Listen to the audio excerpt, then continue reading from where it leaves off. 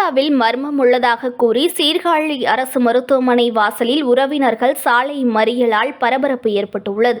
மயிலாடுதுறை மாவட்டம் சீர்காழி அருகே அகர எளத்தூர் கிராமத்தைச் சேர்ந்த பிரபு. இவர் கேரளாவில் லாரி டிரைவராக பணிபுரிந்து வருகிறார். இவரது மனைவி சுகன்யா ஆகிய இருவருக்கும் கடந்த 12 ஆண்டுகளுக்கு முன்பு முறைப்படி திருமணம் நடந்தது. இவர்களுக்கு தற்பொழுது பிரகன்யா, மதுஸ்ரீ, சமிருத்தா ஆகிய 3 பெண் குழந்தைகள் உள்ளன. கடந்த சில ஆண்டுகளாக கணவன் மனைவிக்குள் அடிக்கடி தகராறு நடந்து வந்ததாக கூறப்படுகிறது. இந்நிலையில் நேற்று காலை தனது வீட்டில் மர்மமான முறையில் சுகன்யா தூக்கு போட்டு தற்கொலை செய்து கொண்டதாக கூறப்படுகிறது.